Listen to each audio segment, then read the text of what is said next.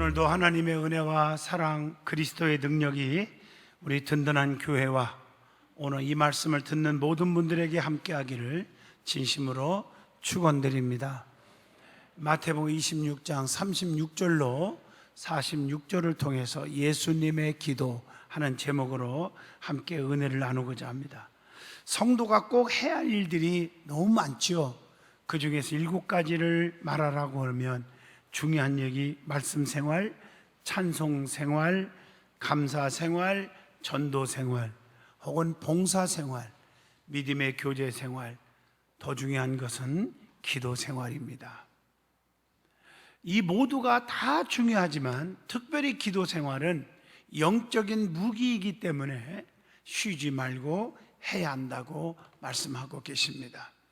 기도하지 않으면 사탄의 유혹에 빠져서 시험에 들게 되고 영혼이 죽어버리게 되는 것입니다. 기도는 영혼의 호흡과 같아서 호흡이 중단하면 죽는 것처럼 기도가 중단하면 영혼이 마비되고 죽어버리게 되는 것입니다. 여러분, 사람이 살았을 때가 가치 있습니다. 죽으면 아무것도 할 수 없듯이 우리가 믿음이 산 믿음이 있어야 되고 영적으로 살아 있어야 돼요. 그래서 성경에 행함이 없는 것은 죽은 것과 같다 이렇게 말하고 있습니다.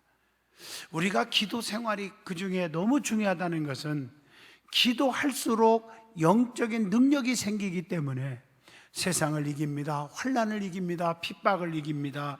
유혹도 이깁니다. 마귀, 사탄, 귀신도 다 이길 수가 있습니다. 기도할수록 영적인 능력이 생겨서 세상을 이깁니다. 환난과 시험을 이깁니다. 다 이깁니다. 그래서 승리자가 되는 줄로 믿습니다. 기도할 때에 하나님의 은혜 속에서 하나님께서 베풀어 주시는 기적 속에서 살 수가 있다는 것이죠. 그래서 마가복음 9장 29절에 주님이 말씀하십니다. 기도 외에 다른 것으로는 이런 종류가 나갈 수 없느니라. 성도는 기도할 때 필요한 모든 것들을 다 얻을 수가 있어요. 그래서 마태복음 7장 7절에 구하라 그리하면 너희에게 주실 것이요, 찾으라 그러면 찾아낼 것이요, 두드리라 그리하면 너희에게 열릴 것이니라 라고 말씀을 하고 있습니다. 에레미야 33장 2절로 3절을 보면 이를 행하시는 여호와, 그 일을 성취하시는 여호와, 그 이름 여호와가 이와 같이 이르는도다. 너는 내게 나와 부르짖으라. 내가 내게 응답하겠고 네가 알지 못하는 크고도 은밀한 일을 네게 다 보이리라 라고 약속했습니다. 시편 138편 3절에 봐도 내가 간구하는 날에, 즉 기도하는 날에 주께서 응답하시고 내 영혼에 힘을 주어 나를 강하게 하셨나이다 라고 말씀을 주고 있습니다. 그러므로 성도가 누구냐라고 물어보면 구별된 백성, 택한 백성, 천국 백성, 거룩한 백성, 축복의 자녀, 여러 가지로 말할 수 있겠지만 여러분, 기도의 응답을 먹고 사는 백성이라 이렇게 말할 수 있지 않겠어요? 하나님은 기도라고 하는 채널을 통해서 우리에게 응답을 주셔서 우리가 복되게 만들어주는 거거든요. 오늘 본문 말씀을 보면 예수님께서 십자가의 고난을 받으시기 전에 제자 중 특별히 세 제자 베드로와 요한과 야고보와 함께 겟셋마네에 오르셨습니다. 그들에게 이렇게 말합니다. 깨어 기도하라고 하시면서 땀방울이 핏방울처럼 되도록 기도하신 말씀이 기록되어 있습니다. 예수님은 언제나 어떤 상황 속에서든지 기도하신 분입니다. 오늘 본문을 중심으로 기도의 기본 요소가 무엇이고 예수님께서 기도 생활을 어떻게 하셨으며 특별히 겟셋마네 기도를 통한 교훈이 무엇인지를 찾아보면서 은혜를 받고자 합니다. 제일 먼저 기도의 기본 요소가 있다는 것입니다. 요한복음 14장 13절로 14절을 보면 너희가 내 이름으로 무엇을 구하든지 내가 행하리니 이는 아버지로 하여금 아들로 말미암아 영광을 받으시게 하려 함이라. 내 이름으로 무엇이든지 내게 구하면 내가 행하리라. 여러분, 기도의 대상이 누구며 기도의 방법이 무엇이며 기도의 수단과 기도의 유익이 무엇인지를 우리가 한번 말씀을 통해서 찾아보면서 은혜 받고자 합니다. 첫 번째로 기도의 대상은 하나님이십니다. 우리는 하나님 앞에 기도하는 거예요. 사람 앞에 구하러 온 것도 아니고 하나님 앞에 기도하는 거예요. 요한복음 15장 16절에 내 이름으로 아버지께 무엇을 구하든지 다 받게 하려 함이라. 기도의 공통점은요, 우리가 아뢰는 대상이 하나님이라는 거예요. 그래서 믿음도 항상 하나님만 바라보고 살아가는 게 믿음이잖아요. 그래서 모든 기도의 공통점은 아뢰는 대상이 하나님, 믿음의 대상이 하나님. 그래서 예수님께서 가르쳐 주신 기도가 있죠. 주기도문. 너희는 이렇게 기도하라. 그러면서 하늘에 계신 우리 아버지요 이름이 거룩히 여김을 받으옵시며 이렇게 나오잖아요. 누가복음 11장 13절에 보면 하나님의 자녀는 마땅히 아버지에게 구할 자격이 있고 권리가 있는 거예요. 그래서 요한복음 17장 1절에 예수님은 모든 기도를 하나님께 기도했습니다. 하나님께. 기도의 방법은 두 번째, 예수의 이름으로 해야 한다는 것입니다. 예수님의 이름으로 무엇이든지 구하면 다 들어주신다는 거예요. 그래서 요한복음 14장 13절에 너희가 내 이름으로 무엇을 구하든지 내가 행하리니 이렇게 말하고 있어요. 예수의 이름으로.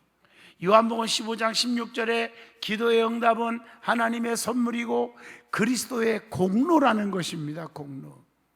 그래서 에베소 6장 18절에 보면 모든 기도와 간구를 하되 항상 어디 안에서? 성령 안에서 기도하고 그렇게 말했잖아요. 왜냐하면 성령님은 항상 우리와 함께 하시죠. 요한복음 14장 16절에 다른 보혜사를 너희에게 주사 영원토록 너희와 함께 있게 하리니 그랬단 말이에요. 로마서 8장 27절에 보면 성령이 하나님의 뜻대로 성도를 위하여 간구하심이니라 이렇게 말하고 있습니다. 로마서 8장 26절 보면 오직 성령이 말할 수 없는 탄식으로 우리를 위하여 친히 간구하시느니라. 요한복음 14장 26절 보면 보혜사 곧 아버지께서 내 이름으로 보내실 성령, 그가 너희에게 모든 것을 가르치시고 내가 너희에게 말한 모든 것을 생각나게 하시리라. 여러분, 성령님에 이끌려서 기도하시기를 바랍니다. 성령님이 도우시는 것입니다. 그래서 우리가 성령 충만한 기도가 축복의 기도입니다. 네 번째로 기도의 유익이 있습니다. 어떤 유익이 있을까? 마가복음 9장 28절로 29절에 기도 외에 다른 것으로는 이런 종류가 나갈 수 없느니라 그랬잖아요. 기도하면 어떤 것이든지 다 이루어진다는 것이죠. 기도하면 엄청난 유익이 있다는 거예요. 그 유익 중에서 세 가지만 말씀을 드리라고 한다면, 첫째, 능력 있는 생활을 하게 된다는 거죠. 마가복음 9장 29절, 이런 종류, 이런 능력이 나갈 수 없다, 이런 말씀이거든요. 그래서 마태복음 4장 11절에 예수님께서는 기도하신 후에 마귀의 시험을 다 물리쳤잖아요. 기도하고 나니까. 기도하시고 떡을 띄워주라 하시니 마태복음 14장 19절 보면 오병이어의 기적이 일어났어요. 기도할 때 세상 무엇과도 비교할 수 없는 엄청난 하나님의 백그라운드가 있어서 정말 역사가 일어나는 거예요. 두 번째, 자기를 죽이는 생활을 하게 되는 겁니다. 누가복음 22장 51절에 여러분들이요, 나 혈기와 고집과 아집과 교만을 죽여야 됩니다. 기도하는 사람은 아버지의 뜻을 알고 그 뜻대로 살게 되는 거지요. 고린도후서 12장 7절의 말씀이죠. 기도하는 사람은 하나님 뜻대로 살지만 기도하지 않는 사람은 자기 고집, 자기 뜻대로 사는 거예요. 누가복음 22장 42절을 보시면 맞습니다. 고린도전서 15장 31절에 보면 기도하는 사람은 항상 복종, 순종하는 생활을 하게 되는 것입니다. 기도하는 사람은 자기를 죽이고 그리스도의 영을 따라서 살아가게 된다고 하는 것이 누가복음 22장 42절의 말씀입니다. 자, 세 번째로 응답을 받습니다. 기도하면 하나님과 동행하는 삶을 살게 된다는 것이죠. 누가복음 22장 39절 보면 예수님께서 나가사 습관을 따라 감람산에 가심에 어떻게 했어요? 제자들도 따라가더니 그랬어요. 그래, 기도가 이렇게 중요한 거예요. 기도하면 다 들어주는 거예요. 마태복음 7장 8절 구하는 이마다 받을 것이요 찾는 이는 찾아낼 것이요 두드린 이에게는 열릴 것이니라 이렇게 말했어요. 하나님 앞에 얻지 못하는 것이 왜 얻지 못해요? 잘못된 정욕적으로 자기 욕심에 끌려서 잘못 구하기 때문에 응답이 없다고 야고보서 4장 3절에 말했고, 기도하지 않으니까 응답이 없다고 말씀하고 계십니다. 기도하면 하나님을 만납니다. 하나님은 응답으로 만나게 해주신다는 그 말씀이 누가복음 1장 11절에도 말씀하고 계십니다. 자, 그러면 구체적으로 예수님의 기도 생활이 어떤 생활이었는지를 오늘 본문을 통해서 말씀을 전하고자 합니다. 예수님께서는 세상에서 많은 사역을 감당하실 때마다 그냥 감당한 적이 없어요. 전능자이지만 기도할 때마다 정말 하나님 앞에 기도를 많이 했고 우리에게 본이 되게 하셨고 모범을 보여주었다는 얘기죠. 예수님은 항상 하나님께 의논했습니다. 하나님의 능력을 힘입고 역사하셨습니다. 사랑하는 성도 여러분, 오늘 이 시간에 우리 주님의 기도를 꼭 반드시 본받아야 될 줄로 믿습니다. 자, 예수님은 언제 기도하셨어요? 첫째, 전도 활동을 위해서 특별히 기도하셨다는 거죠. 영혼을 구원하기 위해서 특별한 기도를 하신 거예요. 전도 사역을 시작하기 전에 마태복음 4장 1절로 2절 보면 성령에게 이끌려서 40일 동안 특별 기도를 하신 거예요. 광야에서. 제자들을 선택하실 때도 보면 산에서 밤이 새도록 누가복음 6장 12절 보니까 기도하시고 하나님께 기도하시고 그랬어요. 또 마태복음 14장 19절에 많은 기적을 이룰 때도 하늘로 우러러 기도하셨어요. 하나님 앞에. 예수님은 모든 일을 다 기도로 시작하신 분이에요. 특별히 두 번째, 예수님은 평상시에도 기도 생활을 하셨다는 겁니다. 마가복음 1장 35절 보면 새벽 아직도 밝기 전에 예수께서 일어나 나아가 한적한 곳으로 가사 거기서 기도하시더니 새벽 미명에도 한적한 곳에서 기도하셨어요. 마태복음 14장 19절에 보면 식사하실 때에도 기도하셨어요. 그리고 축사하시면서 기도하셨어요. 또 예수님은 누가복음 5장 16절 보면 예수는 물러가사 한적한 곳에서 기도하시니라 수시로 한적한 곳에 가셔서 기도하셨어요. 세 번째로 예수님은 구속 사업을 위해서 특별히 기도하셨습니다. 요한복음 12장 27절로 28절에 보면 십자가를 앞에 놓고 간절히 기도하신 모습이 있습니다. 요한복음 17장 1절로 3절을 보면 마지막 밤 성찬 후에 제자들을 위해서 간절히 기도하셨습니다. 오늘 본문 36절에 보면 십자가에 대비하여 겟셋마네에서 기도하신 내용입니다. 십자가에 못 박힌 상태에서도 우리 주님은 그 고통 속에서도 기도하셨습니다. 아시죠? 누가복음 23장 34절에 아버지여 저들을 용서하여 주옵소서 저들이 하는 것을 알지 못합니다 라고 기도하셨어요. 마태오 27장 46절 엘리 엘리 라마 사박다니 호소하는 기도를 하셨어요. 누가복음 23장 46절에 아버지여 내 영혼을 아버지 손에 부탁합니다 하고 이 말씀을 하신 후 숨지시니라 이렇게 말씀하고 계십니다. 우리는 예수님의 기도의 모습을 날마다 생각할 수 있기를 바랍니다. 자, 그러면 예수님께서 이 뜨거운 간절한 기도, 본문에 나오는 겟셋마네 동산의 기도를 통해서 우리에게 어떤 교훈을 주고 있는지 우리는 말씀을 통해서 은혜를 받고자 합니다. 예수님은 십자가에 못 박히시기 전에 겟셋마네 동산에 오르셔서 기도하셨습니다. 예수님은 세 명의 제자에게 나와 함께 깨어있으라 하시고 기도하셨는데 제자들은 그 사이에 기도하지 않고 자고 있었다는 것입니다. 우리 주님은 시험에 들지 않게 깨어있으라 라고 말씀을 하셨습니다. 오늘 그 말씀을 통해서 우리 주님께서 제자들에게 하신 말씀과 그들의 태도 그리고 예수님의 간절한 기도의 모습을 찾아보면서 깊은 은혜와 교훈을 뜨겁게 받고자 합니다. 제일 먼저 제자들의 모습을 한번 생각해 보겠습니다. 우리 주님께서는 제자들에게 어떻게 말하겠어요? 함께 깨어 있으라. 본문 38절입니다. 함께 깨어 있으라. 여러분, 우리는 어려울 때 함께 기도해야 됩니다.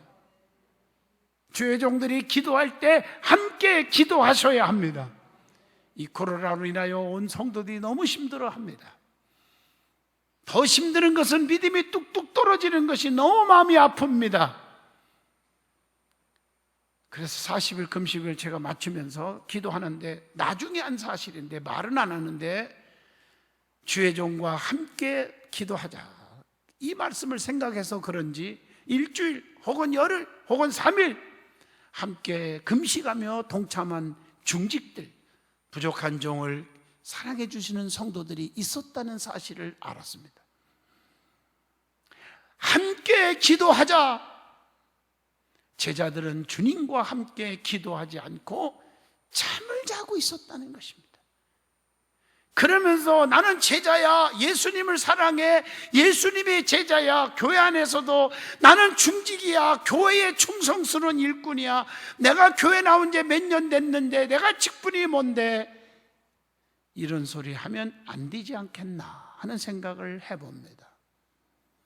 로마서 13장 11절에 너희가 이 시기를 알거리와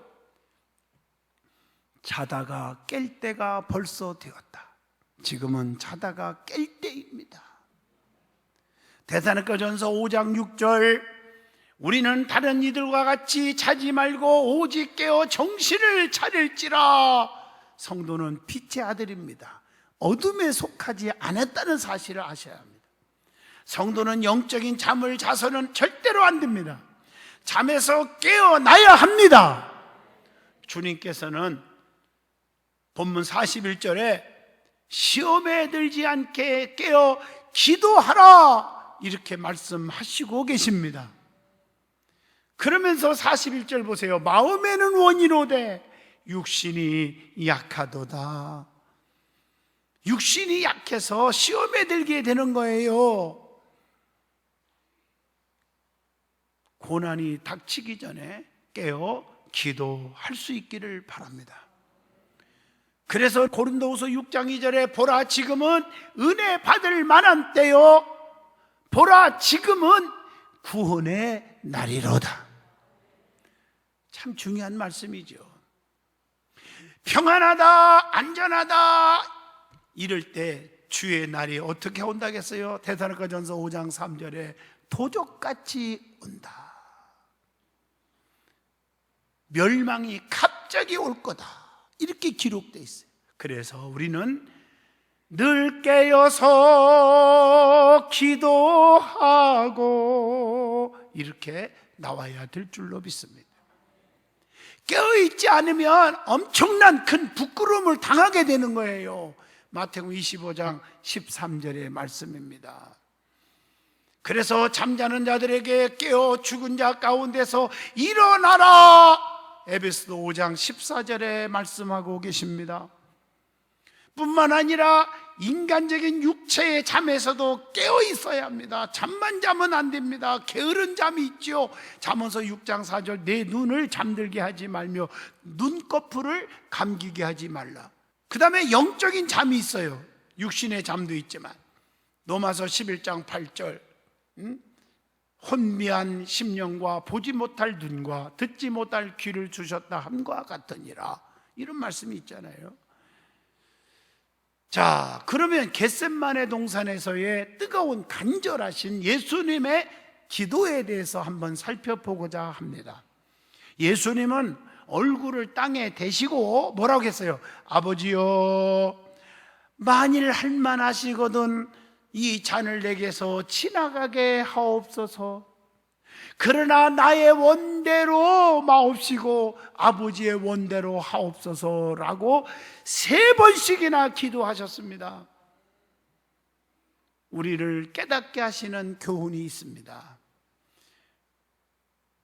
이것은 본문 37절로 38절을 보면, 본문에 보면 솔직하게 예수님 자신의 마음의 짐을 토로하셨다는 의미도 있습니다. 예수님도 십자가의 고난 앞에서 엄청난 심적인 고통이 있었음을 알 수가 있죠. 그리고 하나님의 뜻을 먼저 구했습니다. 39절에 나의 원대로 마옵시고 아버지의 원대로 하옵소서. 십자가에 엄청난 고통이 올 텐데 아버지여 할만하시거든 이란 말씀 속에서 아버지 하나님의 뜻을 먼저 구한 것을 알 수가 있죠. 성도들도 하나님을 기쁘시게 할 믿음과 의를 구해야 한다는 것입니다. 성도는 위의 것인 하늘의 은혜를 구해야 한다고 골로새서 3장 1절로 3절에도 말씀합니다.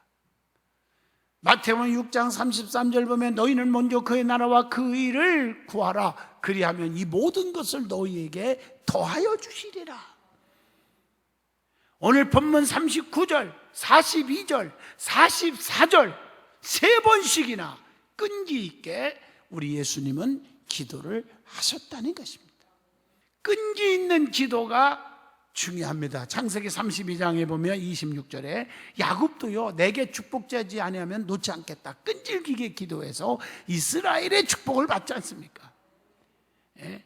간절한 기도가 또 성도에게 중요해요. 사도행전 12장 5절 보면 베드로가 옥에 갇혔는데 교회는 베드로를 버리고 떠난 게 아니라 그를 위하여, 고난당하는 주의 종을 위해서 간절히 하나님께 기도하더라, 이렇게 말합니다.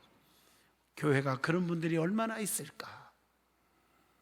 누가복음 18장 5절 보면 과부가요 불의한 재판장 앞에서 끝까지 매달린 기도가 있잖아요.